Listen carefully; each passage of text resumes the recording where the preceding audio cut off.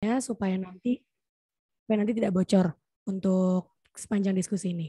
Baik, sebagai pengantar, sebagaimana mungkin yang kita ketahui bersama bahwa fenomena pembungkaman kebebasan berekspresi terhadap masyarakat sipil itu semakin marak. Dan berdasarkan data pengaduan yang diperoleh LBH Jakarta, menunjukkan telah terjadi tindakan pembungkaman, represivitas, dan kriminalisasi terhadap kebebasan berpendapat sebanyak 16 pengaduan sepanjang tahun 2021. Seperti contohnya beberapa kasus yang dialami oleh beberapa aktivis seperti Dandi Laksono, Raffio Patra, dan Ananda Badudu sempat menjadi korban atas dilanggarnya hak atas berpendapat. Dan baru-baru ini, kasus Jumur Hidayat yang baru saja diputus bersalah dan memenuhi unsur pasal 15 UU 1 1946 oleh Majelis Hakim karena dianggap menyampaikan berita yang kurang lengkap dan seharusnya penyampaian itu disampaikan di forum-forum resmi, bukan di media sosial Twitter. Dan seperti yang kita tahu juga dari cuitannya itu padahal berupa kritik terhadap undang-undang bermasalah Omnibus Law, yang mana itu menjadi concern kita bersama dan menjadi ironi kenapa kritik terhadap suatu kebijakan justru bisa memenjarakan atau memidana seseorang. Nah, seperti yang kita ketahui bersama juga kalau undang-undang ini 1946 merupakan undang-undang yang lahir pada era jauh sebelum reformasi. Dan terakhir kali digunakan itu di tahun 2006 dan pada 2019 kembali digunakan kembali oleh pihak kepolisian. Dan sebenarnya tidak ada penjelasan dalam pasal 14 baik ayat 1 dan ayat 2 tentang unsur berita bohong dan keonaran sehingga perlu tafsir dari berbagai ahli dalam pasal tersebut. Dan selain itu juga di pasal 15 perbuatan yang belum ada akibatnya berupa keonaran pun dapat menjerumuskan seseorang terbukti melakukan perbuatan pidana. Nah, di pasal 15 juga tadi ditemukan penjelasan mengenai apa definisi kabar yang berlebihan dan tidak lengkap. Sehingga apabila dikaitkan dengan konteks era digital saat ini, kita banyak sekali masyarakat yang menggunakan media sosial, apalagi kanalnya adalah Twitter yang seperti kita tahu ketika kita menggunakannya, teksnya terbatas, hurufnya terbatas di dalam Twitter tersebut, sehingga tidak mungkin menyiarkan atau menyampaikan secara jelas berparagraf-paragraf gitu. Nah, wajah baru rezim yang membungkam kebebasan berpendapat ini patut menjadi pertanyaan. Sebenarnya kemana arah keberpihakan negara dalam menciptakan hukum dan menjatuhkan hukuman tersebut? Baik, teman-teman yang bergabung dalam ruang Zoom mungkin boleh di-mute suaranya karena supaya tidak bocor dan tidak mengganggu diskusi pada hari ini. Nanti akan ada forum tersendiri bagi diskusi bagi teman-teman untuk bertanya. Baik, terima kasih. Nah, dari diskusi ruang belajar hari ini diharap kita bisa dapat bersama-sama mendiskusikan sebenarnya bagaimana unsur pasal penerapannya dan bagaimana sejatinya unsur pasal itu dan bagaimana wajah dari putusan hakim dalam memutus perkara dan apakah masih relevan penerapan pasal tersebut. Dan yang terpenting kita jadi tahu bagaimana langkah litigasi strategis terhadap berlakunya pasal-pasal karet ini dan bagaimana perubahan struktural yang dapat kita tempuh bersama-sama. Baik, sebelum kita melanjutkan diskusinya akan ada pemutaran video yang telah disiapkan untuk memperlihatkan fenomena-fenomena yang terjadi akhir-akhir ini.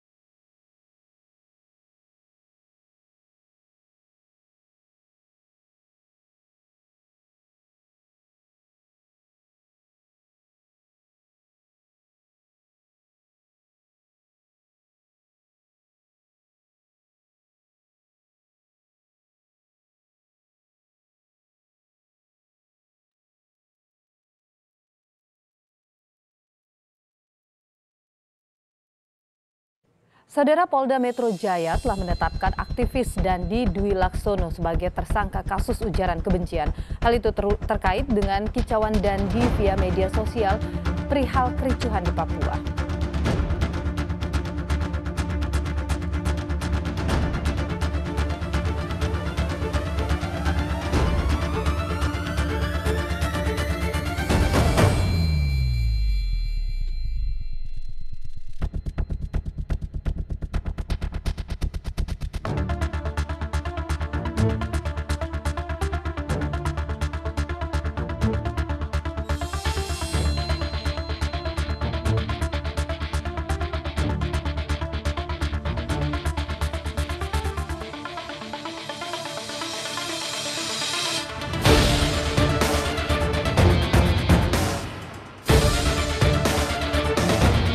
Ada pasal yang pasal nomor 15 itu semua orang bisa terkena.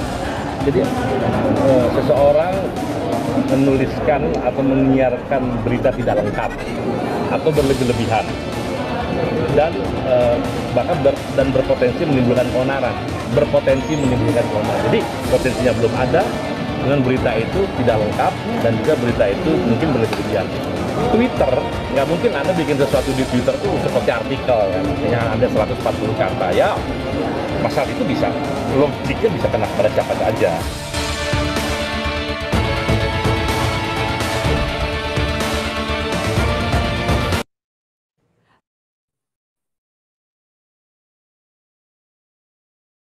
Masih di mute. Oh, baik. Itu dia tadi penayangan video yang menunjukkan bagaimana situasi demokrasi kita hari ini dan memperlihatkan kebebasan berpendapat kita semakin diberangus oleh negara melalui pemerintah. Baik, teman-teman, di diskusi ruang belajar hari ini saya ditemani oleh ketiga narasumber yang luar biasa. Mungkin akan saya perkenalkan satu persatu terlebih dahulu. Yang pertama ada Bang Jumhur Hidayat, salah satu korban dari kriminalisasi pasal karet yang mengacak kebebasan berekspresi dan juga salah seorang aktivis. Dan yang kedua ada Mbak Oki Wiratama Siagian, pengacara publik LBH Jakarta. Dan yang ketiga ada Pak Ahmad Sofyan, ahli hukum pidana Universitas Bina Nusantara. Nah, di studio hari ini saya tidak sendiri, saya ditemani oleh Mbak Oki. Halo Mbak Oki. Halo Jihan. Gimana kabar Mbak? Baik. Baik, Jihan gimana kabarnya? Sehat juga. Oke, ini di tengah-tengah weekend kita semua masih semangat untuk discuss ya Mbak. Ya, karena emang topik ini sangat penting untuk kita bahas bareng-bareng. Nah di Zoom juga ada Bang Jumhur dan Pak Ahmad Sofyan yang sudah bergabung bersama kita. Halo Bang Jumhur. Halo, selamat siang. Apa kabar Mbak Jihan, Oki, Ahmad Sofyan dan lain? Ya baik Bang. Nah Pak Ahmad Sofyan, halo Bapak. Halo juga Jihan, terima kasih ya. Diundang di acara kelas. Pak Jumhur, apa kabar? Ya, terima kasih banyak Pak Ahmad Sofyan, luar biasa. Iya, terakhir ketemu mungkin di persidangan Pak Jumhur yang lalu ya kita semua, tapi sekarang bisa bertemu di diskusi kali ini. Oke, untuk memulai diskusinya, mungkin akan diawali ke Bang Jumhur dulu nih Bang. Mungkin Bang Jumhur bisa cerita atau sharing atau refleksi mengenai kasus yang baru saja Bang Jumhur alami dan bagaimana putusan hakim Bang Jumhur melihat putusan hakim tersebut dan pandangan serta harapan Bang Jumhur mungkin terhadap pemberlakuan pasal 14 dan 15 ini Bang Jumhur. Ya, terima kasih Jan dan teman-teman. Jadi kalau saya sih sederhana aja ya, itu bukan ahli hukum juga. Cuman intinya pasal itu bunyinya ya memang bisa menjerat siapa saja yang dilakukan oleh penguasa ya, gitu. Tapi kalau bukan penguasa, yang nggak bisa dilakukan karena kan polisi kan bagian dari penguasa, so itu. Nah kan sebetulnya kalau ya ini bicara pasal itu. Pasal itu bisa mengenai para aktivis yang tanda kutip karena kekuasaan mempermasalahkan, begitu kan. Tapi bagi orang yang terafiliasi dengan kekuasaan, katakanlah melanggar pasal itu, tapi tidak dieksekusi oleh polisi, ya tidak jadi kasus, kira-kira begitu.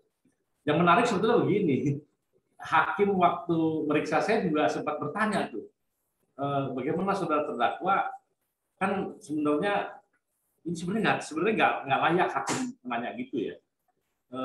Dia bilang itu kan sebenarnya banyak orang yang berkasus seperti itu, apa maksudnya berstatement seperti yang lebih keras dari saudara.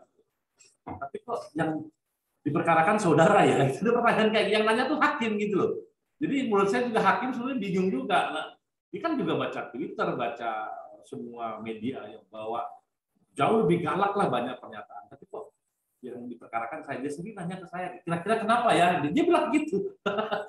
Jadi buat saya ini harusnya kan pertanyaan bapak ibu kita gitu loh yang nanya kayak begini, bukan hakim. Dan satu contoh juga bahwa dari situ kelihatan bahwa memang kalau mau diperkarakan ya oleh penguasa. Kita yang bukan penguasa atau yang tidak terafiliasi dengan penguasa nggak bisa memperkarakan. Kalaupun dilaporkan berkali-kali juga. Nah, tapi intinya karena memang abuse of power itu adalah ada di kekuasaan, maka yang paling adil adalah ya sudah nggak usah aja digunakan pasal-pasal itu gitu. Jadi itu makanya saya dengan idenya Mbak Oki dan teman-teman itu untuk judicial review ini saya rasa luar biasa, ini satu kemungkinan yang bisa dimenangkan menurut saya gitu, karena dari lembaga pengadilan juga kayaknya udah nggak berjengah juga dengan kasus-kasus kayak begini kayaknya ya. Kemarin saya ngobrol juga sama teman-teman gitu ya, mereka sepakat banget ini untuk ditindaklanjuti sebagai judicial review, karena nggak cocok lah hari ini gitu lah. Saya nggak usah bicara sejarah, tuh Pak Ahmad Sofyan yang tahu lah tahun 46 kayak apa sih situasinya gitu kan, dipakai sekarang gitu ya, akhirnya jadi korban. Ya sudah, akhirnya saya berterima kasih lah dengan LBH dan teman-teman untuk kita pertama bisa mendampingi saya menjadi bisa menjadi clean gitu. Yang kedua ya kita sama-sama berjuang ke depan supaya ini bisa kita. Saya rasa itu aja kalau dari saya sih Mbak Jihan, nggak banyak-banyak lah. Terima kasih. Oke, baik. Terima kasih Bang Jumhur. Mungkin nanti kita bisa lebih dalam diskusinya ketika ada ini teman-teman yang bergabung di Zoom juga bisa bertanya langsung ya ke Bang Jumhur terkait bagaimana. Tapi mungkin Bang Jumhur bisa diceritain sedikit mungkin bagi teman-teman di sini ada yang belum tahu atau sebenarnya apa sih yang dikritik sama Bang Jumhur, apa sih yang dituang dalam Twitter sehingga bisa dilaporin gitu. Mungkin bisa cerita dikit Bang. Ada dua, yang pertama itu 25 Agustus ya. Itu saya mengomentari bahwa buruh-buruh kan sedang berdemo lah kira-kira. Saya komentari buruh bersatu tolak Omnibus Law yang bisa jadikan bangsa Indonesia menjadi bangsa kuli dan terjajah. Satu itu Twitternya. Itu tanggal 25 Agustus. Jadi jauh sebelum Oktober ya. Nah, kemudian yang kedua ini sehari sebelum rusuh. Bahkan saya itu dalam suasana di ke rumah sakit lah karena saya mau dioperasi kan. Jadi saya masih mengomentari karena saya sebel banget. Janjinya mau 8 Oktober disahkan, tiba-tiba 5 Oktober udah disahkan gitu. Jadi 3 hari sebelumnya disahkan, dipercepat gitu lah. Saya sebel banget, dan saya bikin tweet. Tweet saya itu adalah itu mengomentari karena ada 35 investor yang bersurat kepada Presiden secara terbuka bahwa dia resah dengan Undang-Undang Omnibus Law karena dianggap tidak menghormati human rights dan lingkungan hidup, termasuk tenaga kerja dan sebagainya. Surat itu isinya begitu, diberitakan di berbagai media, di Kompas dan sebagainya. Nah, saya quote yang di Kompas. Jadi saya taruh di link Twitter saya bilang, ya udah karena saya menganggap ini perusahaan-perusahaan ini kok beradab ya masih. Padahal sebenarnya kan banyak menguntungkan perusahaan, tapi dia sendiri yang resah gitu. Berarti ini perusahaan ini beradab menurut saya. Gitu.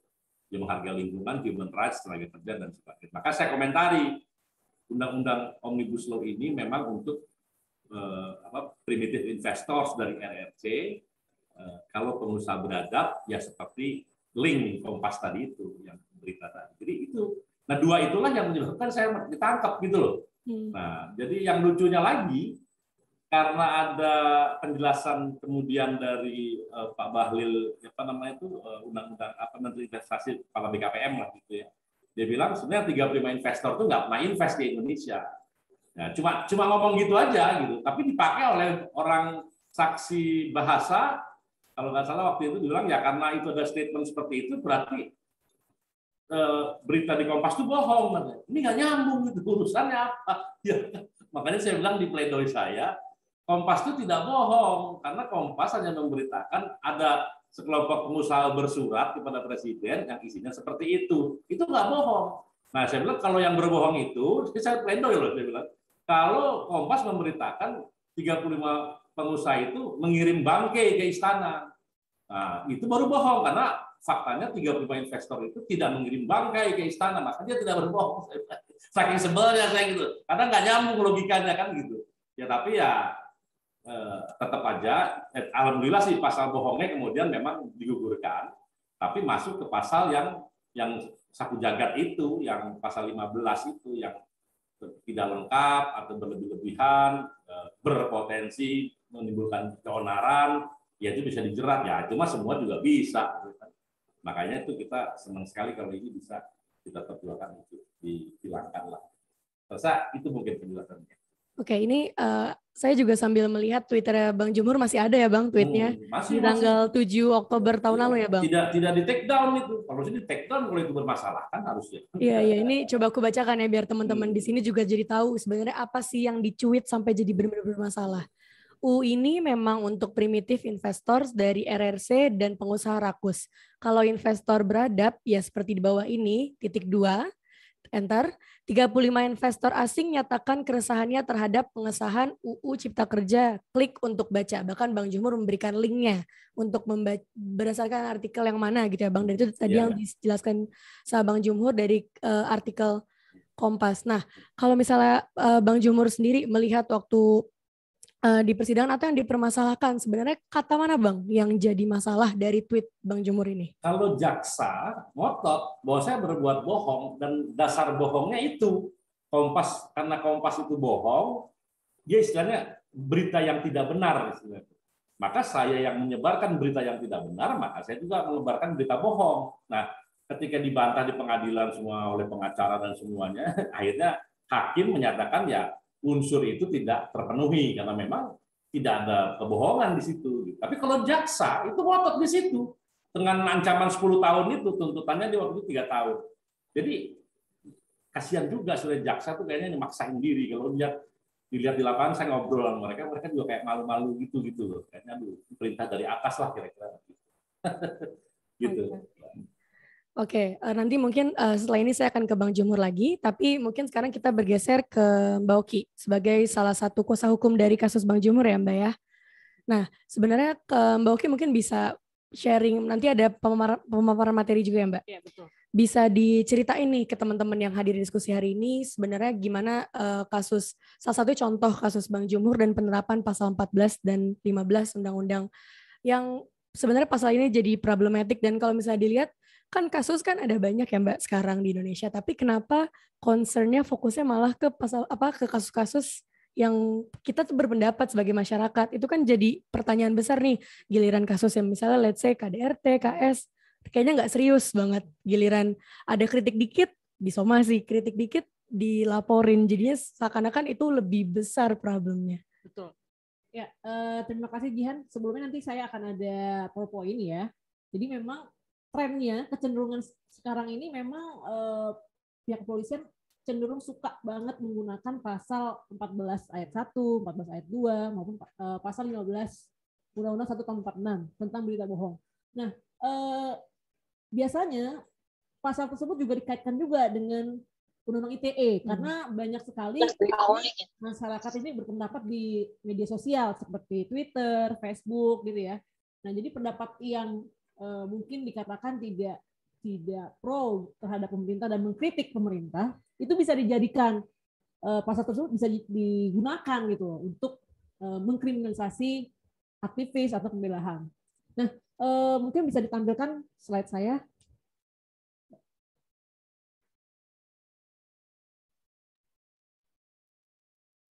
Oke, iya baik. Nah, saya akan menampilkan terkait dengan kasus-kasus yang ditangani oleh LBH Jakarta terkait dengan perkara dugaan berita bohong, dan bagaimana sih ternyata putusan hakim ya, pertimbangan hakim dalam memutus perkara-perkara berita bohong atau ujaran kebencian. Ya, next. Nah, ini yang pertama ini kasusnya Dandi Laksono tahun 2019, yang mana kita semua tahu bahwa Mas Dandi suka sekali memposting tweet di Twitternya terkait dengan situasi yang terjadi di Papua. Nah, atas postingan tersebut, waktu itu Mas Dandi akhirnya ditangkap dan dituduh atas pasal 14 ayat 1, pasal 15 dan pasal 28 ayat 2 Undang-Undang ITE. Ini sama kan, pasti larinya ke ITE juga nih, ada pasalnya nih.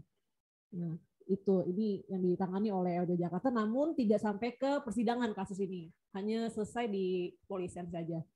Next. Nah, selanjutnya ada kasus Ananda Badudu. Ini pada tanggal akhir September ya 2019, pada saat lagi rame-ramenya aksi reformasi di korupsi ya. Nah, Ananda Badudu ini menggalang dana publik di kitabisa.com ya untuk mahasiswa yang sedang berjuang ya.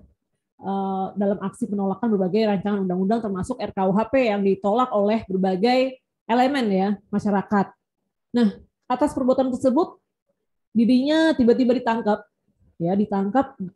dituduh pasal 14 ayat 1 dan pasal 15 Undang-Undang 1 1946. Sama kalau nggak salah pasal 28 atau 27 ayat 3 Undang-Undang ITE. Ada ITE-nya juga di kasus Ananda Badudu ini. Tapi memang tidak sampai masuk ke persidangan. Jadi selesai di kepolisian saja, seperti itu. Ini yang terjadi. Lalu selanjutnya kasus Veronica Koman, rekan aktivis juga ya, pembela hak asasi manusia yang mantan LBH Jakarta juga. Nah, Vero ini kan selaku aktivis sering banget menyuarakan permasalahan HAM yang ada di Papua. Nah, atas postingan-postingan Twitternya dia, ya dirinya akhirnya dilaporkan polisi ya dan dituduh menggunakan pasal 14 ayat 1, 14 ayat 2 dan pasal 15 Undang-Undang 1 tahun 46. Tapi hingga saat ini kasusnya memang tidak berjalan ya, tidak sampai ke persidangan. Seperti itu. Lanjut, nah ini yang dulu waktu itu Pak Ahmad Sofyan juga menjadi ahli di dalam kasus Yoga Herlangga. Ini kasus dugaan berita bohong hoax 7 kontainer kotak surat suara. Jadi Yoga Herlangga ini bukan aktivis sebenarnya, jadi masyarakat biasa nih. Kalau yang tadi yang saya ceritakan background-nya adalah aktivis gitu. Tapi kalau untuk Yoga, dia masyarakat biasa aja, masyarakat umum ya. Kerjanya sehari-hari dia fotografer. Nah, pada saat dia ada isu terkait dengan 7 kontainer kotak suara telah tercoblos, ya, dia mendapat isu di WA grup ya. Lalu dia menanyakan di Facebook, apakah benar katanya ada kotak surat suara sudah tercoblos di Tanjung Priuk, apakah benar? Hanya berdasarkan kalimat tersebut saja, akhirnya dijadikan dasar pihak kepolisian untuk menangkap Yoga, ya, dan dikenakan pasal yang sama, teman-teman, pasal 14 Undang-Undang 146, pasal 15 dan 27 ayat 3 Undang-Undang ITE karena Yoga dianggap tidak berhak mendistribusikan informasi tersebut karena dia bukan karena bertentangan dengan KPU waktu itu. KPU kan membantah bahwa tidak ada tuh 7 kontainer kotak surat-surat telah tercoblos. Nah, atas pasal tersebut memang Yoga tidak terbukti Undang-Undang 1 tahun 46, tapi dia masuk ke Undang-Undang ITE 27 ayat 3 Undang-Undang ITE. Seperti itu. Nah, lalu yang terakhir ini kasus Raffio Patra April 2020 ya, yang mana Raffio ini kan selaku aktivis juga dan dia jurnalis juga ya, mantan jurnalis. Nah, Raffio ini akun WA-nya diretas. Dia nggak tahu siapa yang meretas akun WA-nya, dia tidak bisa masuk ke akun WA-nya, tiba-tiba malah malam harinya dia ditangkap. Jadi bingung dong, saya melakukan apa? Karena ternyata di dalam ketika HP dia diretas, ada pesan broadcast message ya di WA dari nomornya Raffio ini bertuliskan krisis, sudah saatnya membakar. Nah, disitulah akhirnya pihak kepolisian yang bikin laporan polisi adalah pihak kepolisian juga. Lalu dengan cepatnya pada siang hari kejadian langsung malam harinya langsung ditangkap dan dia dituduh pasal yang sama. Pasal 14 ayat 1, ayat 2, pasal 15 dan pasal 28 ayat 2 Undang-Undang ITE. Nah, ini masih banyak kasus yang lain, tapi saya tidak bisa masukkan di dalam set karena banyak sekali ya. Tadi ada 16 pengaduan yang diterima oleh LBH Jakarta, tapi kita meng-highlight ternyata korbannya tidak hanya berlatar belakang aktivis, ternyata ada juga masyarakat biasa, teman-teman, yang menjadi korban atas pasal 14 ayat 1, ayat 2, pasal 15 Undang-Undang 1 tahun 46 yang masih sering digunakan oleh pihak kepolisian. Lanjut. Nah, ini yang mungkin akan sedikit menarik ya teman-teman, karena kalau kita lihat ya di penjelasan di dalam pasal 14 dan pasal 15 itu bagaimana sih yang dikategorikan sebagai berita bohong itu apa, keonaran itu apa, kan kita harus melihat ya. Ternyata sangat sulit menemukan penjelasan itu dan akhirnya LBH Jakarta mencoba mencari-cari bagaimana sih pertimbangan hakim ya dalam memutus perkara pasal 14 dan 15 Undang-Undang 1 tahun 46. Nah, ini yang pertama yang akan saya bahas, itu kasusnya Ratna Sarumpait ya. Dia terbukti di PN Jakarta Selatan, dia terbukti pasal 14 ayat 1 Undang-Undang 1 tahun 46 ya. Dalam pertimbangannya hakim menimbang bahwa menyebarkan atau propagandakan itu adalah sebagai arti dari menyiarkan. Ya. Tidak harus menyiarkan itu melalui radio, televisi, surat kabar, tapi bisa juga tersiar itu bisa melalui media sosial ya. Tidak harus via radio dan televisi, itu menurut pertimbangan hakim.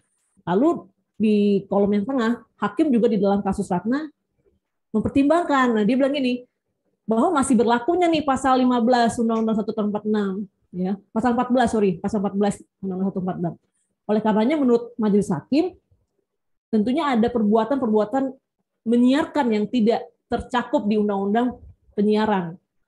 Apa sih makna menyiarkan itu? Ya kan, waktu itu tim kuasa hukumnya bilang ini nggak bisa pakai undang-undang 1 tahun 46, harus pakai undang-undang penyiaran dong. Nah, hakim bilang, oh nggak bisa nih. Masih ada nih pasal 14 undang-undang 1 tahun 46. Jadi hakim makanya memakai pasal itu. Lalu juga hakim pertimbangannya dia bilang bahwa kegaduhan yang ada di dunia maya itu sama aja seperti kegaduhan di dunia nyata, gitu ya. Jadi hakim bilang bahwa pro dan kontra ya, saling curiga, saling menyalahkan menurut majelis adalah bentuk kegaduhan dalam masyarakat saat ini. Itu pertimbangan hakimnya. Nah, lalu yang kedua ini ada kasus di PN Balikpapan ya. Ini dia terdakwanya bukan aktivis juga, dia masyarakat biasa ya, Rara Iradiana ya, terkait dengan tadi permasalahan kotak surat suara telah dicoblos. Jadi banyak banget tuh terkait dengan peristiwa kotak surat suara telah tercoblos, korbannya banyak, nggak hanya Yoga tapi ada si Rara Ira ini. Nah, ini kata hakim bilang bahwa menyiarkan itu artinya pelaku sadar dengan aktif melakukan perbuatan menyiarkan suatu berita, ya, dia sadar seperti itu. Ada kesengajaan untuk menyiarkan pemberitahuan. Terus dia bilang unsur yang dapat menerbitkan keonaran menurut hakim ya adalah suatu tindakan yang dilakukan untuk membuat informasi tersebar luas, gitu. Nah, ini bisa dilakukan tanpa alat penyiaran ya, tanpa channel itu bisa dilakukan. Seperti itu. Nah, lalu juga hakim menyalahkan bahwa ya si terdakwa ini nggak mengecek kebenaran sih dari informasi kotak surat suara telah tercoblos itu kan sebenarnya kan berita yang tidak benar, sudah dibantah oleh KPU karena si terdakwa tidak mengecek ya, maka itu menjadi terpenuhi lah unsurnya kesengajaan oleh si terdakwa ini. Itu. Next. Nah, ini ada lagi. Ini next. Tadi udah ya. Nah, ini putusan di PN Muntok ya. Ya.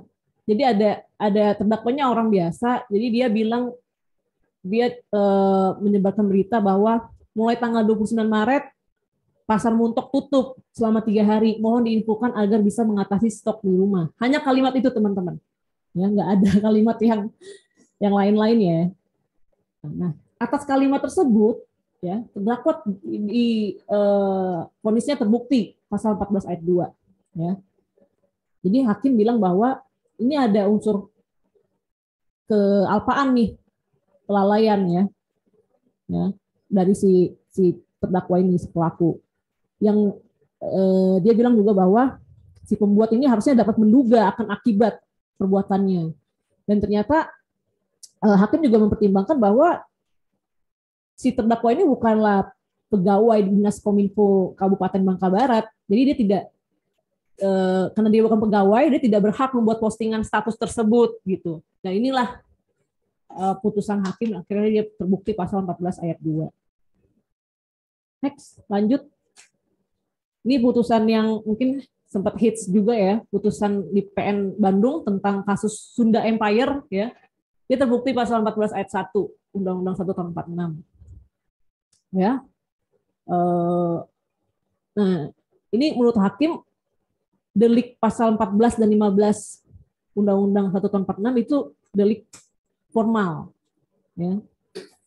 Nggak harus, bukan delik material. Ini menurut pertimbangan hakimnya. Jadi tidak harus adanya akte orang terlebih dahulu, tapi memang tidak mensyaratkan akibat ya. Lalu juga terdakwa menurut hakim ini dia sengaja sadar akan adanya kemungkinan timbulnya pro dan kontra ya di kalangan masyarakat. Gitu. Lalu ada juga sebelah kanan itu putusan nomor 208 Pitsus PN Tasikmalaya ya. Ini sama juga tentang pasal 15 Undang-Undang 146. Hakim pertimbangannya bilang bahwa menyiarkan kabar yang tidak pasti atau kabar yang berkelebihan atau yang tidak lengkap itu dia mengacu kepada kamus KBBI ya, apa sih artinya, karena kan bayangkan seorang hakim juga akhirnya merujuknya ke KBBI ya, hakim ya, terkait dengan definisi kabar berlebihan atau kabar yang tidak lengkap. Nah ini dia bilang bahwa menurut KBBI kata menyiarkan ini sama dengan katanya adalah menyebarkan, dimaknai sebagai memberitahukan kepada khalayak umum, ya baik melalui radio, surat kabar dan sebagainya. Lalu arti kata kabar adalah laporan tentang peristiwa. Nah, jadi ternyata hakim juga merujuk juga ke KBBI ya terkait dengan kabar yang tidak lengkap. Seperti itu. Ya, next. Ya, mungkin itu dari saya, itu adalah sekilas ya terkait dengan wajah putusan hakim. Masih banyak yang lainnya mungkin, tapi tidak bisa saya tampilkan di slide ini, nanti akan kepanjangan waktunya. Terima kasih, kembalikan ke Dihan. Oke, kalau dari pemaparan yang tadi disampaikan sama Mbak Oki, itu ada beberapa kasus yang menjerat aktivis, ada juga yang sebenarnya masyarakat sipil yang bukan aktivis gitu ya Mbak. Dan ini menarik Mbak, kalau misalnya dilihat dari 5 kasus yang di awal, itu ada beberapa, bahkan 4 diantaranya tidak masuk persidangan. Nah sebenarnya ada nggak sih, mungkin untuk memperdalam sedikit ya Mbak, kasus-kasus yang diklasifikasikan ini masuk nih persidangan, ini enggak. Nah atau itu sebenarnya cuma respon dari negara aja untuk banyak jadi yang takut untuk bersuara ke depannya. Gimana kalau Mbak Oki ngeliat hal itu? Ya sebenarnya itu kewenangan penyidik ya, apakah dia ingin meneruskan kasusnya ke tahap ke penyidikan, lalu dia akhirnya bisa melimpahkan ke jaksa dan akhirnya bisa dilimpahkan ke persidangan. Itu memang tergantung dari mungkin dari hasil gelar perkara dari pihak kepolisian itu sendiri ya. Nah memang tapi tadi kan ternyata terdapat fakta bahwa ada aktivis-aktivis yang ditangkap atas pasal demikian akhirnya, tapi tidak ditahan dan tidak lanjut sampai ke persidangan. Nah ini mungkin ya menurut perkiraan saya ya, ini sebagai gertakan seperti itu. Pasal ini ada, Anda bisa digertak dengan pakai pasal ini ya. Kalau mungkin Anda tidak kooperatif bisa saja mungkin berlanjut kasusnya gitu ya. Nah kasus Ananda Badudu waktu itu banyak sekali pergerakan dari masyarakat yang mendukung Ananda, adanya gerakan-gerakan koalisi masyarakat sipil yang menolak, yang meminta agar pihak kepolisian segera membebaskan Ananda waktu itu sama Dandi Laksono juga. Tekanan-tekanan dari masyarakat sipil sangat banyak. Oleh karenanya itu mungkin ya itu akhirnya menjadi salah satu dorongan kepada pihak kepolisian untuk tidak melanjutkan kasusnya seperti itu. Iya benar, dan tadi kalau disinggung juga sama Mbak Oki soal pasal-pasal ini sering dikaitkan juga sama UITE. Tapi kita hari ini fokusnya di pasal 14 dan 15. Kalau misalnya UITE udah pernah kita diskusikan juga di ruang belajar bersama sebelumnya. Mungkin nanti teman-teman di sini yang mau jadi lebih penasaran dan mau mengetahui lebih terkait UITE itu ada di diskusi ruang belajar bersama sebelumnya. Oke, terima kasih Mbak Oki atas pemaparan yang sangat komprehensif dan bikin kita semakin mempertanyakan ini arah baik makin mempertanyakan bagaimana relevansi dari pasal 14-15 yang ini kan udah tahun 2021 dan ini undang-undangnya 46, kenapa masih dipakai sampai sekarang gitu kan, jadi patut dipertanyakan relevansi gimana.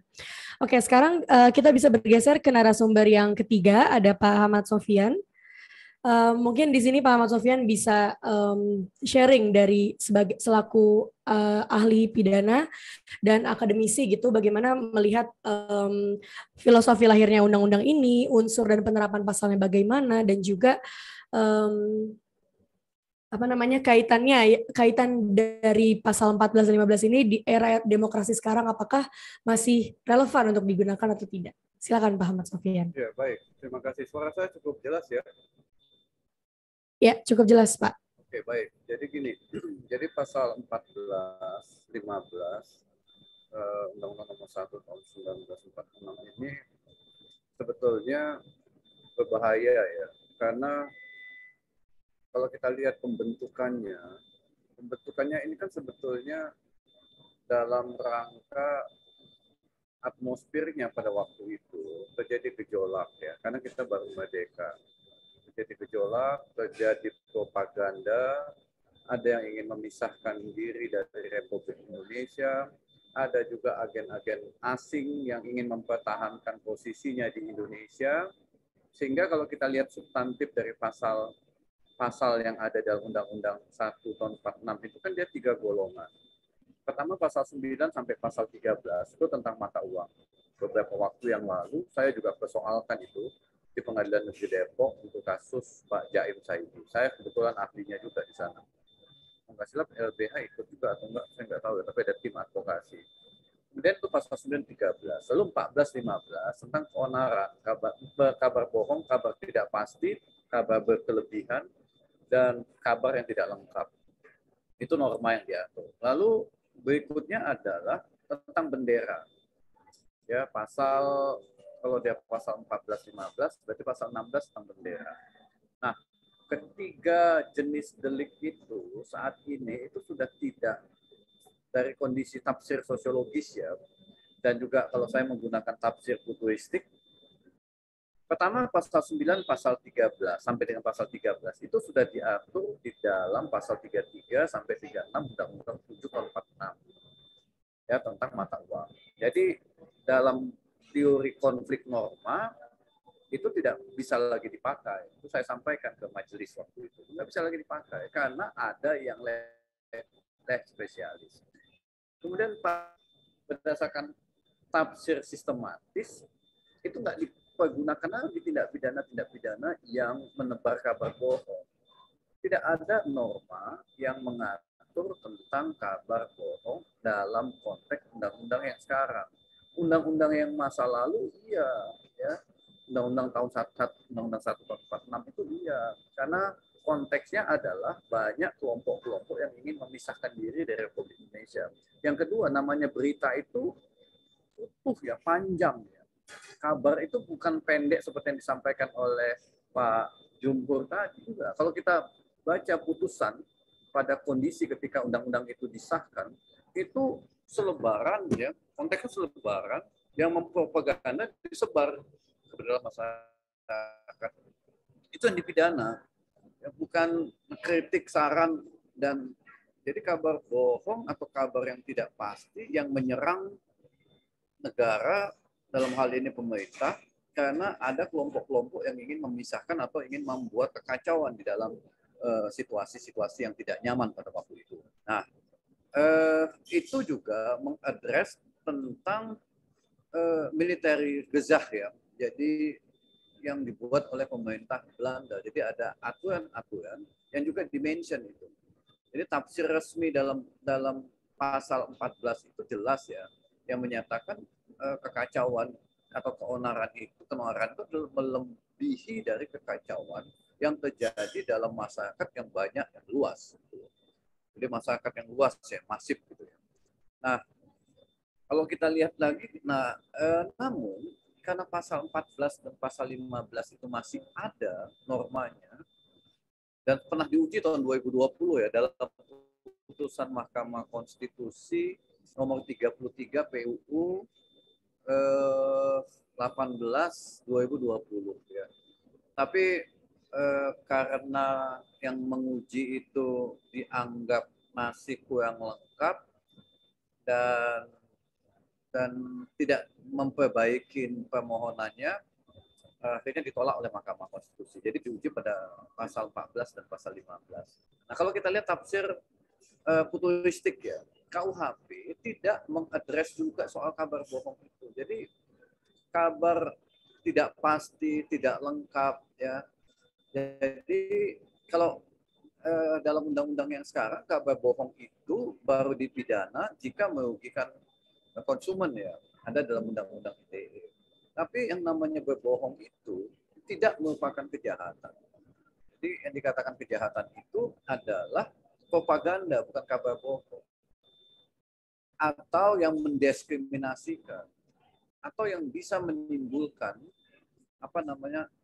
perpecahan di dalam kelompok masyarakat. Ya, jadi dia bukan kabar bohong. Jadi kabar bohong itu bukan merupakan kejahatan jika tidak menimbulkan dampak. Jadi memang rumusannya itu rumusan material ya. Jadi pasal 171 KUHP itu tentang kabar bohong yang ada di dalam pasal 14 itu material. Harus menimbulkan akibat. Jadi perbuatan itu menimbulkan akibat. Nah, pasal 15 ini yang jadi masalah. Ini yang menurut saya dengan perbuatan-perbuatan apapun itu bisa dikenakan pasal 15. Itu tergantung kemauan polisi dan jaksa menggunakan pasal itu. Nah, kalau nanti dibawa ke pengadilan, dibawa ke hakim, ya hakim ya pasti agree lah dengan norma itu masalahnya. Ya. Jadi kalau pasal itu digunakan oleh polisi dan jaksa, hakim melihat, jadi norma pasal 15 itu sangat mudah untuk ditegakkan kepada siapapun. Jadi kalau kita baca putusan-putusan Mahkamah Agung, mereka memang mudah menerapkan pasal 15 itu, kabar yang nggak pasti, kabar yang tidak lengkap, dia tinggal lihat objeknya, bukan kabar bohongnya. Kalau kabar bohong, itu soal kebenaran harus diuji secara ilmiah. Nah, kalau diuji secara ilmiah itu bukan kabar bohong, maka tidak bisa menggunakan pasal 14.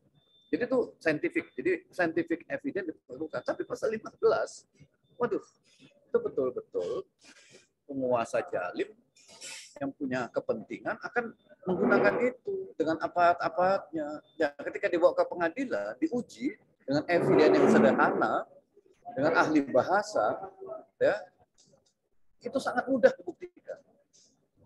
Itu sangat mudah. Jadi saya tidak menyalahin hakim ya, karena memang normanya mudah dibuktikan. Jadi disusun penguasa pada waktu itu memang untuk memudahkan, untuk memenjarakan orang-orang yang menyebarkan kabar yang tidak lengkap, yang mengganggu stabilitas keamanan. Dibuat memang pasal itu. Jadi atmosfernya udah nggak relevan ketika pasal itu digunakan dalam situasi kita udah nggak dijajah, tidak ada lagi tidak ada lagi kelompok-kelompok yang ingin memecahkan atau memisahkan dari republik ini.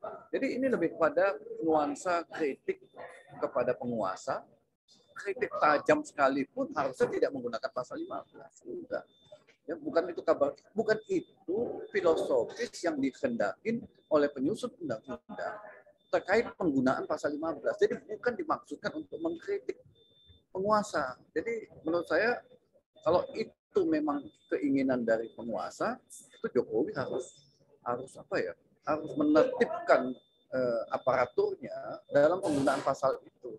Kalau sekarang sudah ada ya pedoman penerapan beberapa pasal dalam Undang-Undang ITE antara Kominfo, kemudian juga jaksa agung dan kepolisian. Maka kalau undang-undangnya belum dicabut, harusnya ada pedoman juga untuk memberikan tafsir otentik. Jadi bukan tafsir yang dikehendaki oleh penyidik dan jaksa ketika itu dibawa ke pengadilan, ya cool lah orang itu. Kalau menggunakan pasal 15 ya, sehebat apapun pengacaranya, sehebat apapun ahlinya, ketika didakwa dengan pasal 15, nggak ada tameng yang cukup untuk bisa mempengaruhi putusan hakim. Dari hakim PN, PT, sampai MA. Coba dicek. Ya. Itu karena ada kekeliruan hakim juga menurut saya. Harusnya dia tidak menggunakan tafsir otentik, tafsir sosiologis. Jadi bisa dia tidak menggunakan itu asal dia menggunakan tafsir historis. Jadi atmosfer ketika undang-undang itu dibuat dan kondisi masyarakat waktu itu, jangan menggunakan tafsir sekarang. Bisa kacau. Tapi kalau dia menggunakan tafsir ya gramatikal, tafsir yang tafsir sosiologis,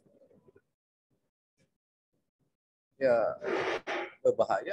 Pasal 15 bisa digunakan dan bisa ingkar putusan itu. Jadi yang harus kita lakukan adalah bagaimana kelompok masyarakat sipil ini menguji pasal 15 dan pasal 14 itu kembali sehingga dicabut oleh Mahkamah Konstitusi. Karena di dalam RKUHP pasal itu nggak ada.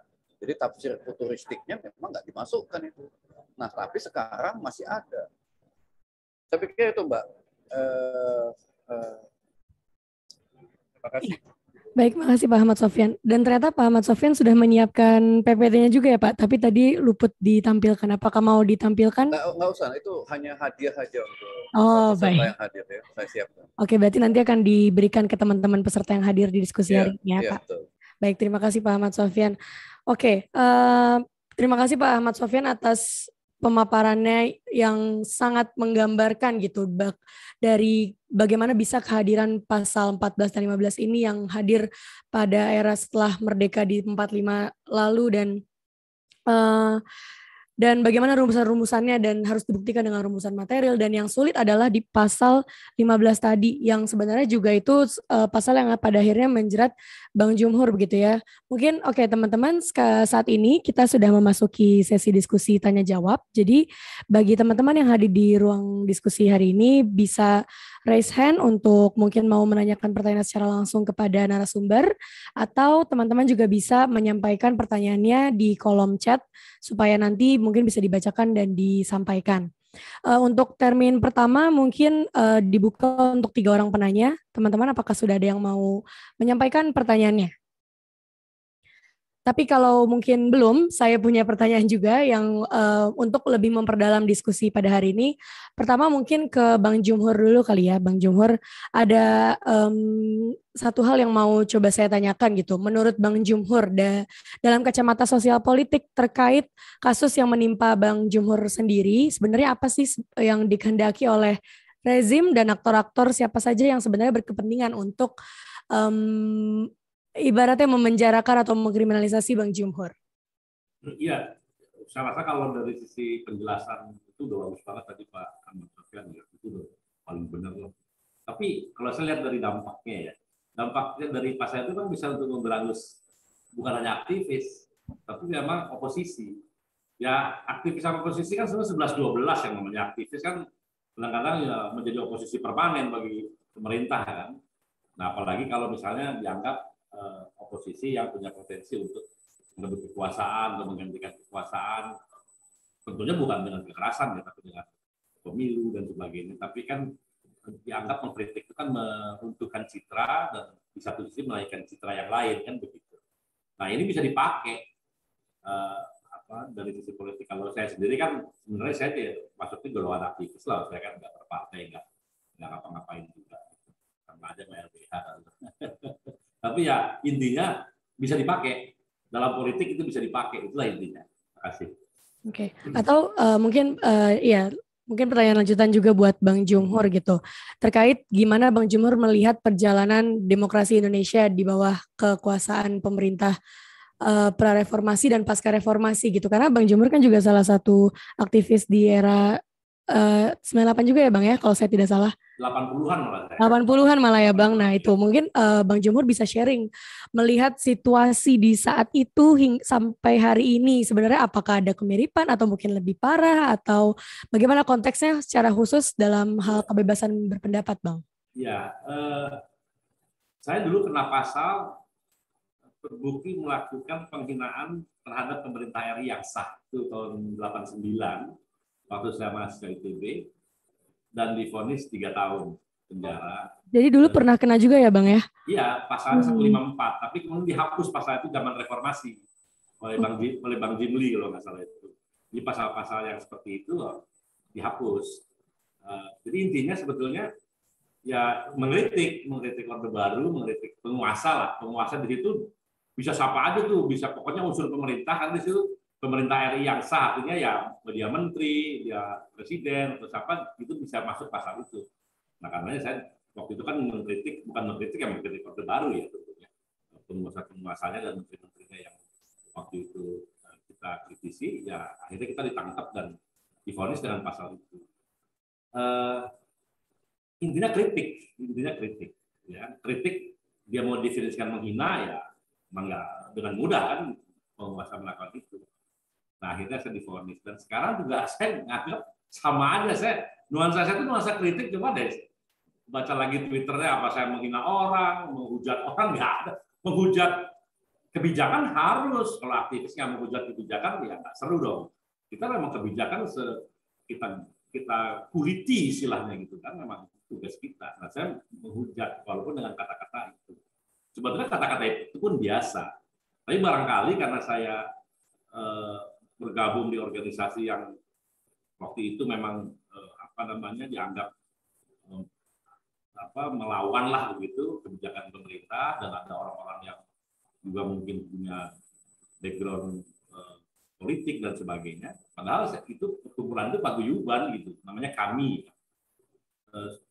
Semua teman-temannya di sana biasa-biasa aja, orang-orang kritis aja. Gitu. Ada dokter-dokter juga, ada profesor, ada apa. Gitu. Tapi kemudian saya ditangkap ya.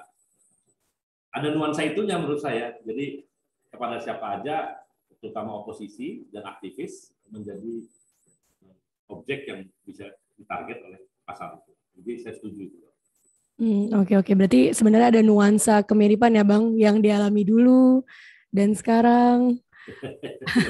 mirip. Bahkan saya dulu ya, zaman Pak Harto, zaman Orde Baru, kayaknya nggak sebanyak sekarang tuh yang ditangkapin dengan pasal-pasal itu ya, pasal-pasal yang karet itu. Hanya beberapa kan kasus-kasus zaman saya dulu ya. Kalau sekarang bisa kena sama siapa aja itu. Tadi Mbak Oki bilang, kalau dulu kan yang memang melawan banget, gitu, Bandung banget lah istilahnya ya kan, melawan banget dan berkali-kali gitu. Kan juga kan tentunya bukan sekali saya demonstrasi saya ditangkap, nah, saya demonstrasi itu berkali-kali, memimpin demonstrasi di TB dulu, keluar kampus berkali-kali gitu. Sehingga ya udah nih kebangetan lah, tangkap, kira-kira gitu mungkin kan dalam perspektifnya. Tapi sekarang tadi kan jelasin ada orang yang nggak ngerti apa-apa, yang cuma sekedar bertanya dan sebagainya, itu kena juga gitu. Saya rasa sih lebih, kalau dari perspektif itu ya menjadi teror bagi masyarakat. Ya, kalau dulu kan terornya lo jadi aktivis ngelawan Orde Baru, awas lo kan gitu. Nah, kalau sekarang enggak tuh, bisa siapa orang biasa aja jadi nggak berani bersuara gara-gara contoh kasusnya tuh orang-orang yang tidak hotspot gitu, tidak aktivis atau tidak oposisi dan sebagainya, orang biasa. Ini menurut saya sih jadinya bisa lebih kacau gitu suasananya. Iya betul, saya sepakat karena jadi kita semua jadi punya kekhawatiran dan punya ketakutan untuk memposting sesuatu, nge-tweet sesuatu, karena itu tadi jadi rasa amannya hilang. Padahal ya ini ini sebenarnya salah dan patut untuk dikritik gitu, apalagi kalau keberpihakannya kepada hak-hak asasi manusia kan. Tapi itu lagi ternyata ada pasal-pasal yang justru menjerat dan menimbulkan kekhawatiran yang sangat besar di masyarakat. Oke, ini sudah ada pertanyaan, mungkin boleh dibantu teman-teman untuk bisa dibacakan. Ya, ini ada pertanyaan dari Kak Hans Wicaksono. Mungkin saya bantu tanyakan ya. Upaya apa pemerintah untuk melindungi terhadap masyarakat ekonomi dalam era digitalisasi saat ini, di mana kita hampir semua memakai digitalisasi dalam interaksi dan transaksi. Atau mungkin Kak Hans Wicaksono mungkin mau open mic supaya lebih menjelaskan maksud dari pertanyaan yang disampaikan kepada siapa, Kak? Silakan.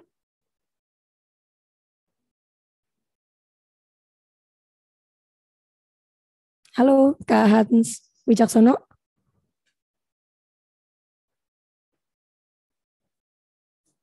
Oke, mungkin ini kalau dari yang saya baca pertanyaannya, upaya apa yang dapat dilakukan oleh pemerintah untuk melindungi masyarakat, apalagi dalam konteks era digitalisasi saat ini, di mana kita hampir semua menggunakan digital dan interaksi dan transaksi. Mungkin ini bisa dituju ke semuanya ya, baik Mbak Oki, Pak Ahmad Sofyan maupun Bang Jumhur boleh. Mungkin boleh dimulai dari Mbak Oki dulu.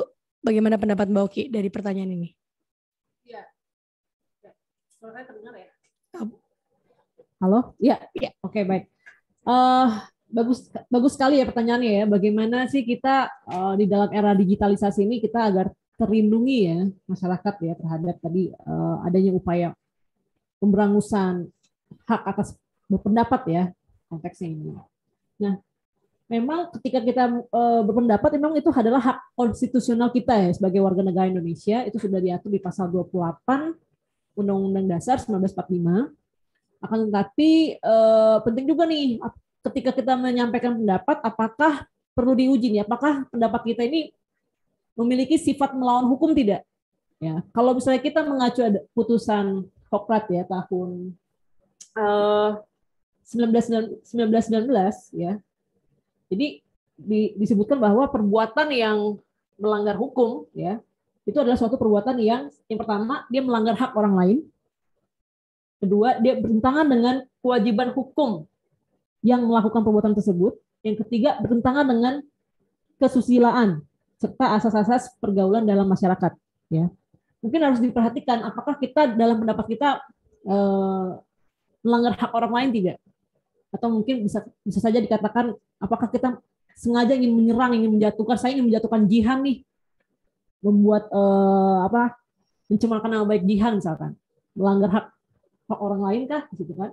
Lalu juga tadi bertentangan dengan hukum atau peraturan perundang-undangan atas perbuatan tersebut dilarang seperti itu.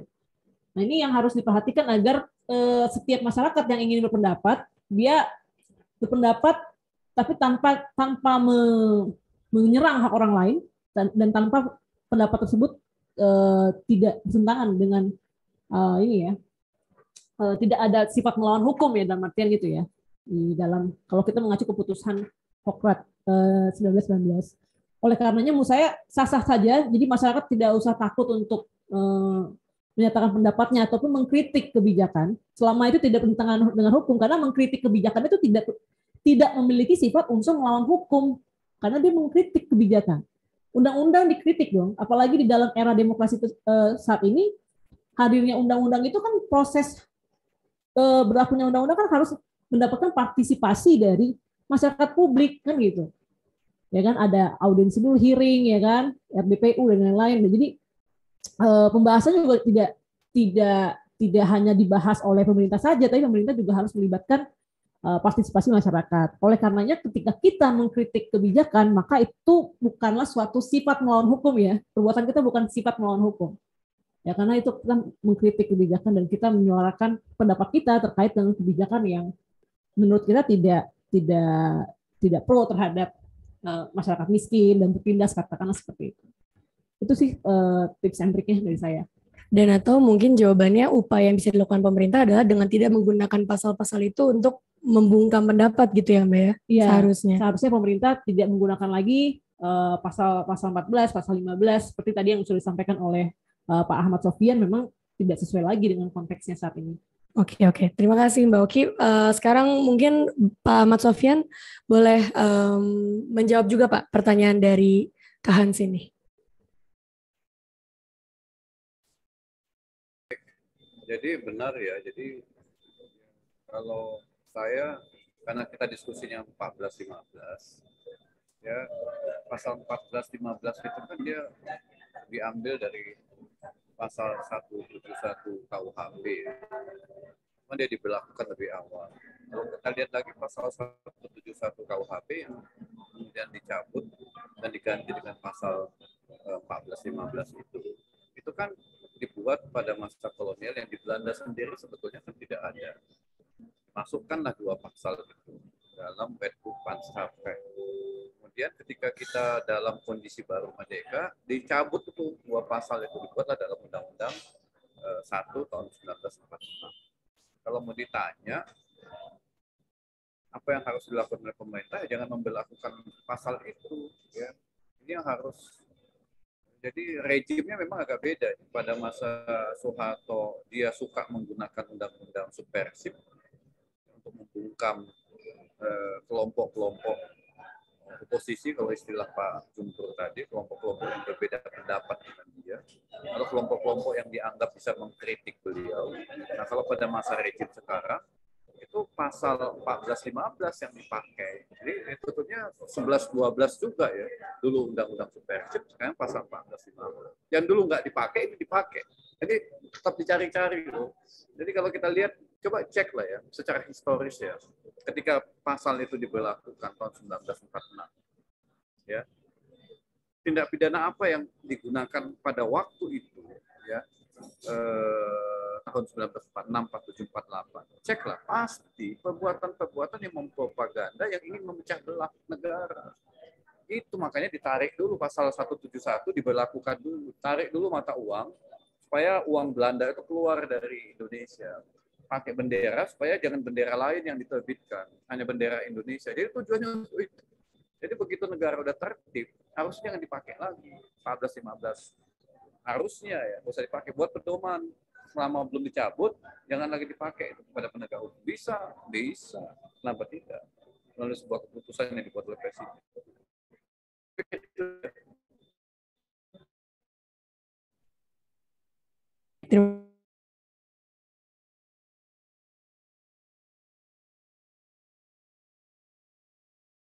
Empat.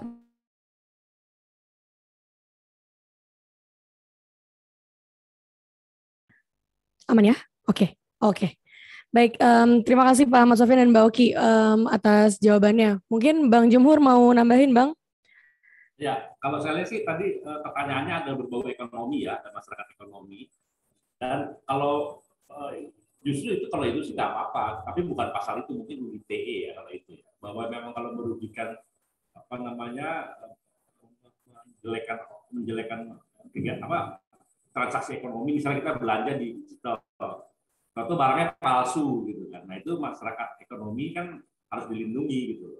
Kayak gitu-gitu, itu harusnya sih nggak apa-apa kalau kayak gitu, karena itu bisa jadi penipuan dan sebagainya. Tapi kalau untuk yang di luar transaksi ekonomi yang tadi dijelaskan semua, saya rasa sih ya tadi udah nggak ada gunanya lagi, nggak masuk akal lagi lah digunakan pasal-pasal.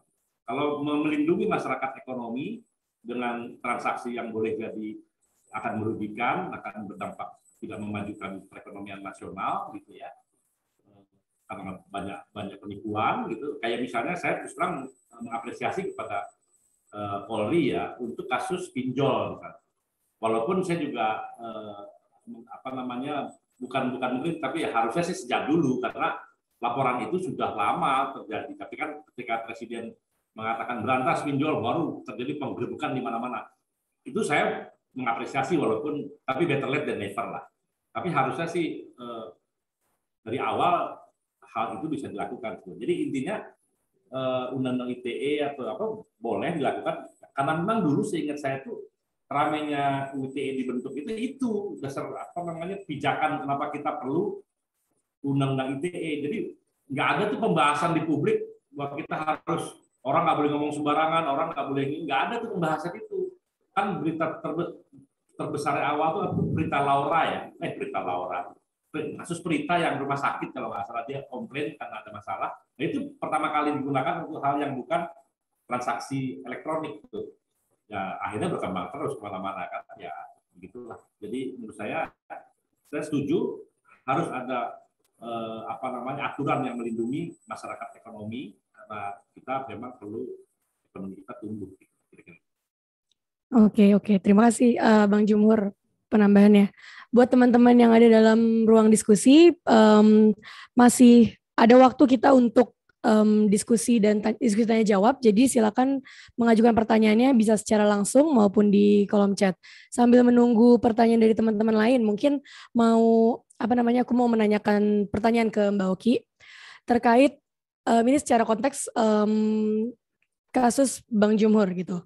Nah, Mbak Oki sebagai salah satu kuasa hukum Bang Jumhur, bagaimana melihat sebenarnya apa sih fakta-fakta persidangan dan gimana pandangan Mbak Oki sebagai penasihat hukum terhadap putusan yang kemarin baru saja diputus kepada Bang Jumhur? Ya, cek tes ya. Kalau kita lihat ya berdasarkan fakta persidangan ya, kita sudah menghadirkan berbagai saksi-saksi fakta dan ahli ya, saksi fakta yang meringankan, dan menurut kami saksi fakta yang kami hadirkan itu berkesesuaian dan memiliki legal standing ya, karena di sini kan tuduhannya karena membuat keonaran ya, karena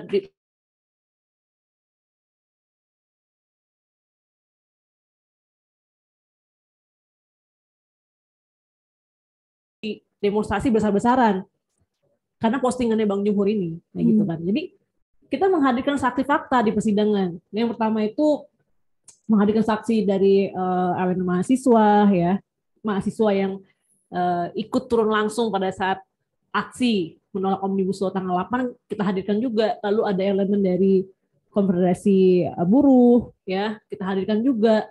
Yang mana mereka ini saksi fakta, kenapa? Karena mereka hadir pada saat aksi tersebut, kan dituduh keonaran karena aksi tanggal 8 kan.